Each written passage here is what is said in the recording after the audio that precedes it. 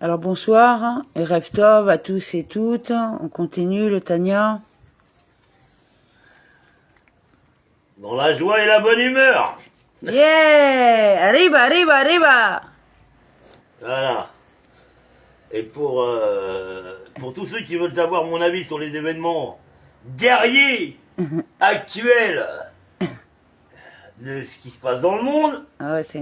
ma seule pensée sera qu'Israël n'a pas à baisser, ni à absoudre, ni à s'abaisser ou s'abaisser, ou se mettre sous l'ordonnance pour quelque mérite que ce soit, hein, pour des billets de banque, pourquoi, pour des subventions, pourquoi, Pour des contrats? voilà, pour surtout que ça rapporte à ceux qui sont soi-disant là pour nous aider.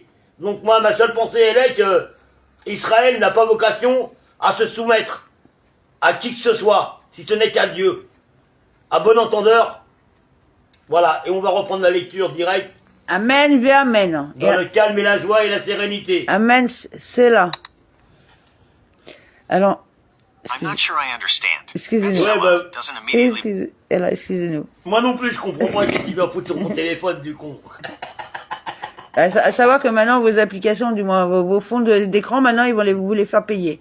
Ouais, si tu veux une bulle avec un requin dedans, c'est 5 €. Ah ouais, tout va Voilà. bien. Mais tout va bien. Tout va bien.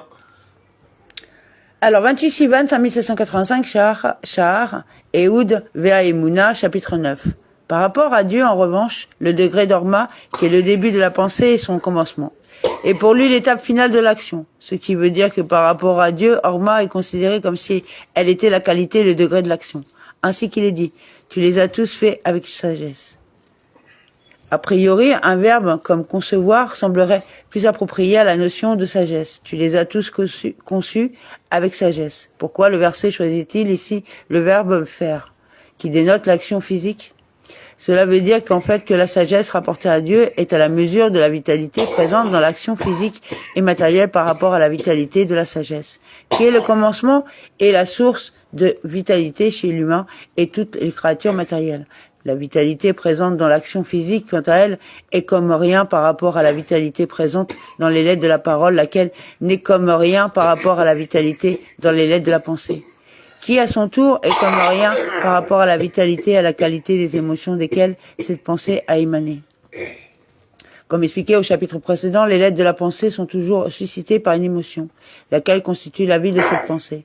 Il va de soi que la vitalité de ces lettres est insignifiante comparée à la vitalité des émotions dont elles sont issues, laquelle enfin n'est comme rien par rapport à la vitalité, à la qualité et au degré des Orma, Bina et Dat, qui sont la source des émotions.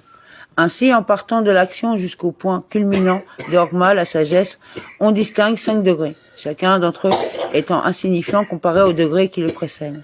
Il est clair que le dernier degré, l'action, n'a plus aucune commune mesure avec le plus élevé, Orma. C'est ainsi exactement que la mesure du degré de la qualité d'Orma, qui est le commencement et la source de vitalité de tous les mondes. Il est ici question que de la Séphira, de Orma, du monde d'Atsilut, qui est la source du monde d'Atsilut, le plus élevé des 4 mondes, et par conséquent la source de tous les autres mondes. La Séphira d'Orma est pourtant tout à fait insignifiante par rapport au Saint béni soit-il dans sa gloire et son essence, qui est haut et élevé par des myriades de degrés d'élévation, plus que l'élévation du degré de Orma par rapport au degré de la vitalité présente dans l'action. Celle-ci est une élévation de 5 degrés seulement, qui sont les degrés de l'action, de la parole, de la pensée, des émotions et de l'intellect. Mais Dieu est haut et élevé au-dessus du degré de Orma par des myriades de degrés semblables à cela, à l'infini.